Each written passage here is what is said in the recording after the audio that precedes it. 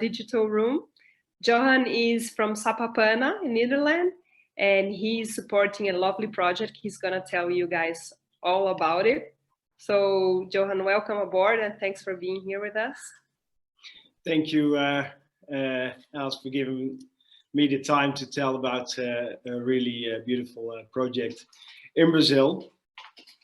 First, to start, I'm a bit depressed because James just spoiled the magic of the Troll King in the Efteling. So yeah, I hope I can cope with that while doing my presentation. I will share my screen.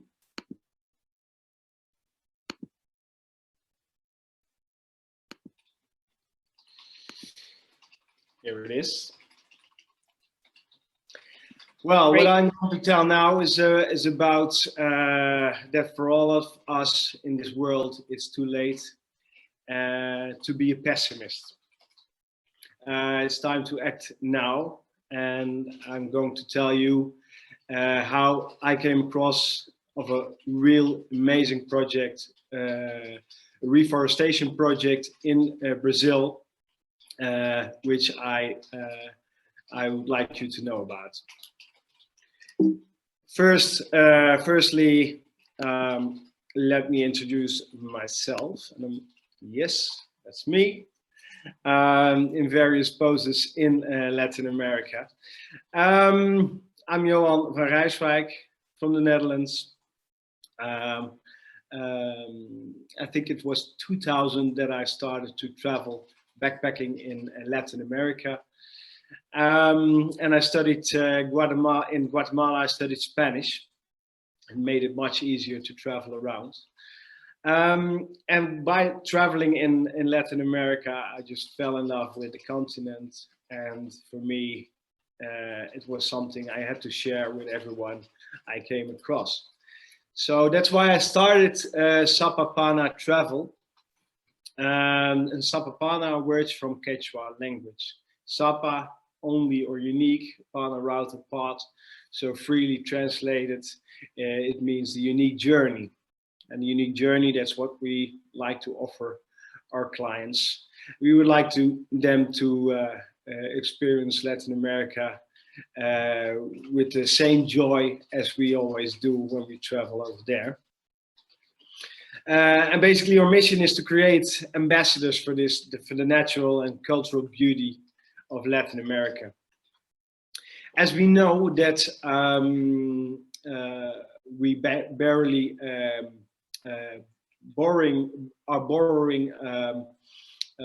our beautiful planet from our future generations, we believe that all our activities should have a positive contribution to the natural resources and local cultures. We try to develop ourselves as much as possible. Every day we would like to become better, and we also believe that every relationship we are going through is based on a win-win principle. But we can work as sustainable as possible, but nevertheless, we have a carbon footprint. And to be honest, until the end of last year, we were not compensating it. And it was not that we didn't want to compensate it, but actually we didn't know how to do it. There are many options to compensate your carbon footprint, but we really didn't know what to choose. So then we made a list and to see what's really important to us. And we believe that we didn't want to just plant trees, but we wanted to restore ecosystems, because we believe that if you plant a tree and you give a certificate, it's nice, but it's not enough. We wanted to work with an organization that was fully transparent. What we see is a lot of companies who do carbon compensation. They are based in really nice offices, but yeah, to be honest, I didn't know what they're actually doing. And of course, as we are focused on Latin America, we only do Latin America. We wanted to have a project which was operating in Latin America. Then I came across another guy from North Brabant. North Brabant is a tiny little province where I'm based, and it's also the province where the Efteling, where James was talking about, is based. It's a really nice fairy tale area, the Efteling. So another fairy tale came across as I met Ben Volks. Ben Volks is an adventurer, an entrepreneur, and I met him by coincidence. I think it was like 10 or 11 years ago. I just finished an amazing project where we shipped 83 classic Volvos to Latin America, which we drove with, like, we were 200 people, drove all the way down to Ushuaia and then up to Cartagena de Indias. It was on Dutch television, and we made a book about it. And then on an event, I met Ben Volks, who just drove with his motorbike, BMW, from Alaska all the way down to Latin America, and wrote a book about it as well. And he was not only driving down Latin America on his old bike, but he also had another thing on his bucket list, and that was to see the Black Jaguar. So determined as Ben is, he did not one or two expeditions, but he did 22 expeditions to see the Black Jaguar. Only he didn't see none. No Black Jaguar for him. What he saw was this. This used to be the lush environment where the Black Jaguar was living. But as you can see, it's all dead. So this rang a bell, and he said, I have to do something to it. I really have to put all my energy for the rest of my life into reforestation this area. He came across to some professors from universities in Sao Paulo, and they explained them the importance of the Amazon. Did you know that 20% of our oxygen worldwide is coming from the Amazon? 30% of our fresh water is also coming from the Amazon. And 25% of our medicines, and that's something which is quite important nowadays, is made by ingredients that are derived from the Amazon. The Amazon also absorbs billions of kilos of carbon CO2. So yeah, it just says how important this area is. He talked with these professors, and they were busy with a project to restore the Araguaya Corridor. And basically it's the river bedding of the Araguaya River, which is in the north of Brazil. And it runs 2,600 kilometers from the center of Brazil all the way up to the Atlantic, crossing the Cerrado ecosystem, which is beautiful but not that known to people from abroad, and of course the Amazon, which is well known to everyone. They wanted to restore this corridor, which is approximately 40 kilometers wide, and with this 2,600 kilometers in length, It is a surface of over 10 million hectares. If you know that 1,700 plants should be planted in 1 per hectare, then you know that we have to plant over 1.7 billion trees to restore this corridor. And the thing is, they like to make use of an existing eco law in Brazil. I don't know how it is in other countries, but we got so many negative news about the deforestation in Brazil.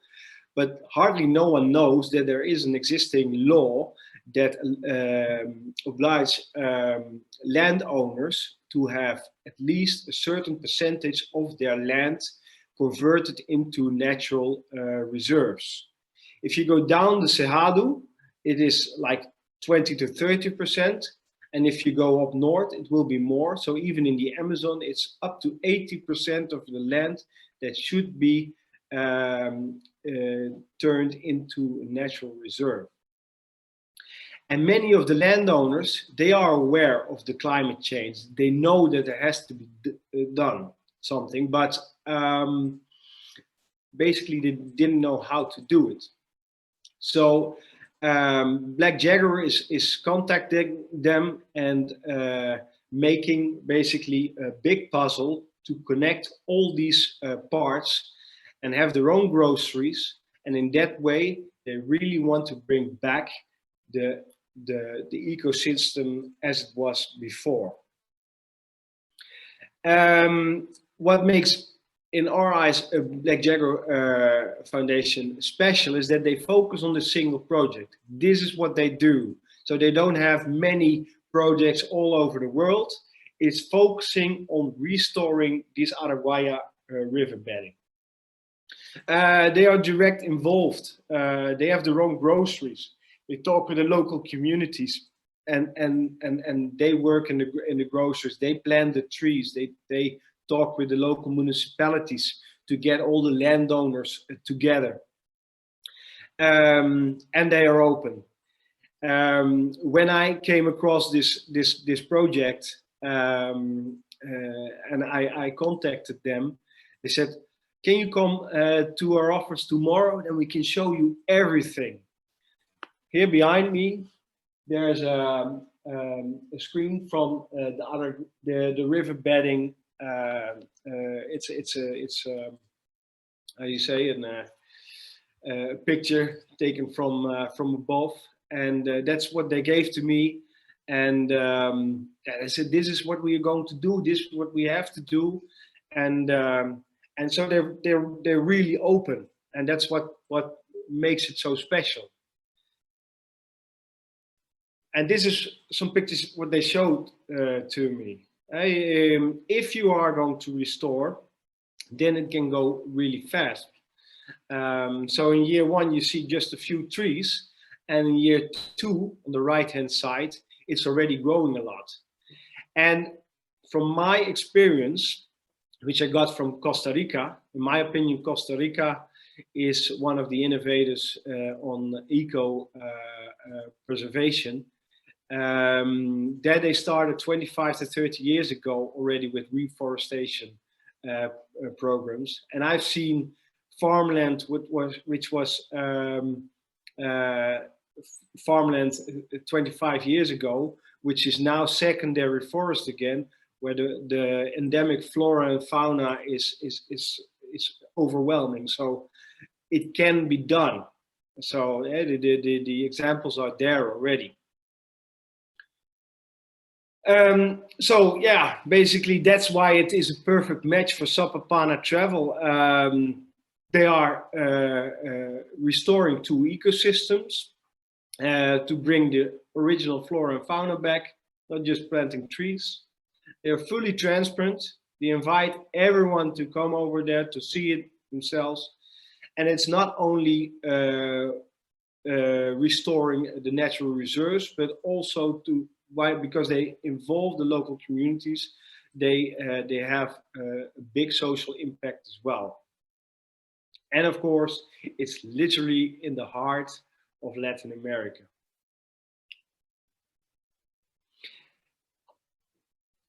When we started to work with them, I said, okay, we have to invest at least 1% of our yearly turnover in this project. Of course, last year it wasn't that big, but I hope this will grow in the future years again. Yeah, what's 1%? We have calculated, and it's more than our ecological footprint. But on the other hand, it's nothing.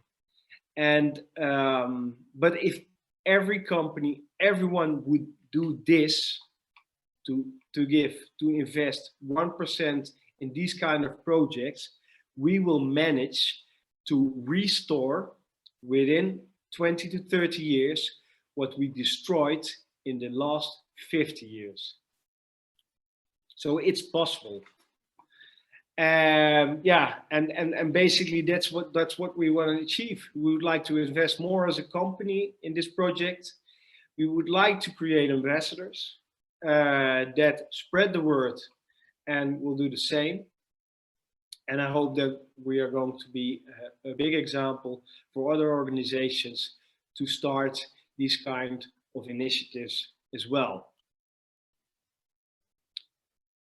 And that's what I would like to say. It's too late to be a pessimist. It's time to act. And I'm convinced that if we start now, we are able to. If you are able to destroy our planet almost in 50 years, then we should be able to restore it in 20 to 30 years. So if you would like to join us, just contact me, and it doesn't have to be with money only. It can also be with ideas, because you're stronger together if you would like to achieve something. And that's me at the end of my story, although I would love this story to continue. And I hope with the help of you all that we can let this grow, because it would be worth. Thank you. Yay. Thank you so much, Johan, for your truthful words. This is a common value. Most of us remoters would like to work with social environmental projects. Not all of us are already doing it. Many of us have the desire and maybe doesn't know how to start, the difficulties behind it. So as you said, we're stronger together.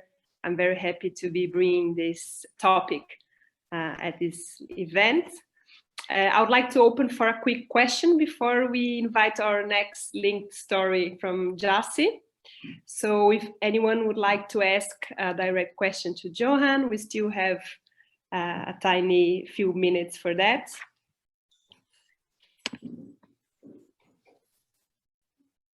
Is there anyone having a question?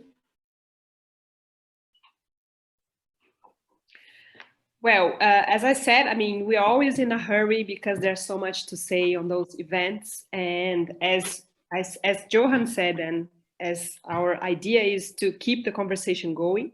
So we will be forwarding all the materials from the projects and the direct contacts, although many of us know each other from within the community. So there will be more time, I'm sure about that.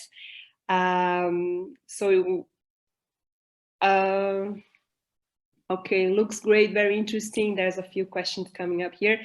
But I guess I would move on if anyone doesn't have any direct question for now. There will be other channels, definitely, for this conversation to carry on. And as I said, we will be forwarding the materials Ligia maybe has a small question here before we move on to the next story. Ligia, I'm the opinionated one.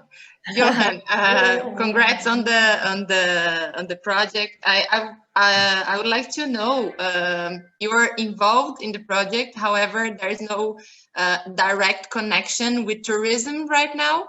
And I wanted to know if there is anything like planned for the future, because I think tourism works a lot as a tool for raising awareness about projects like that. And right now, I know it's not an area that is already developed tourism in terms of tourism. How does that work for the future? Now, thanks, Ligia, for this question, because that's a good one. When I talked with Ben, the founder of the project, they had like 7 years of preparation before they started to raise sponsors. And first thing he told me is that, yeah, we would like to have our sponsors to visit the project so they can see it. And if they see it, they are more enthusiastic and they will spread the word, etc., etc. So I said, yeah, and what do you have? Yeah, we have a basic lodge, and then we can accommodate the people. So I said, why aren't we going to create a hotel, an accommodation that not only is able to accommodate existing sponsors, but also can invite visitors to have a great experience over there, and then turn into ambassadors and maybe start investing themselves. So then you have a project, a hotel, which will gain money for the project itself, and on the other hand, it will create new ambassadors. So and that's something they are now thinking of, and but because they are not from tourism, and I'm the first one involved from tourism, that's something they are really open to. So also from that side, I invite everyone from this community to think with us, because we really would like to create something. And it's an amazing area because it's just in the middle of the Amazon and the Cerrado. So you have both two ecosystems, which is really unique. So yes. Great. Let's hope this conversation can help evolving into that project. Absolutely. Again, thanks a lot for the inspiring